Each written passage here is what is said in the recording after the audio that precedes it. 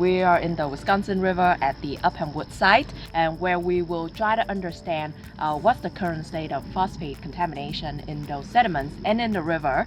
Here at the site, installing multi-level samplers to be able to measure pore water, both chemistry and water level depth in the stream bank over several seasons. For this project, what we're interested in is understanding how phosphorus is able to move potentially from surface water into groundwater in this area underneath Black Hawk Island. You're part of this slope. This is 6 meters right here.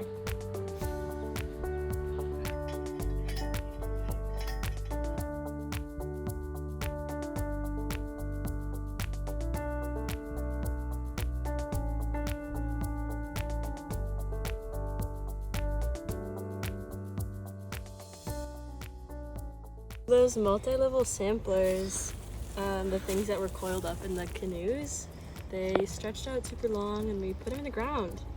So this one's 3.5 meters in the ground, which is pretty tall. Yeah. It's pretty deep. And then they have all these tubes that kind of go along with it. And from there we can take a syringe and like suck up a bunch of water. And that's what we have here, all this murky water. And we'll go back in the lab and test different things.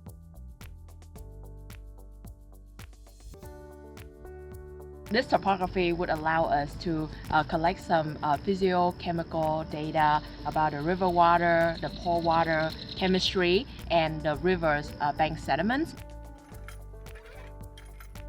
The reason why we're interested in phosphorus is because when phosphorus is present in elevated levels, it can lower water quality by essentially promoting the growth of algae and microbes and things in the water that can be harmful to humans and other animals. In Wisconsin, a lot of our main source of phosphorus is looking at fertilizers. And there are other sources of phosphorus, right? Like wastewater treatment plants.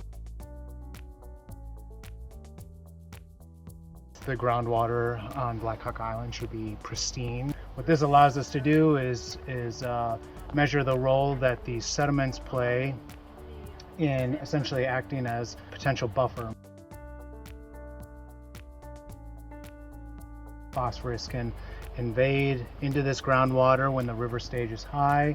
That phosphorus can potentially sorb to those sediments and then is potentially released during times when there's less phosphorus in the water.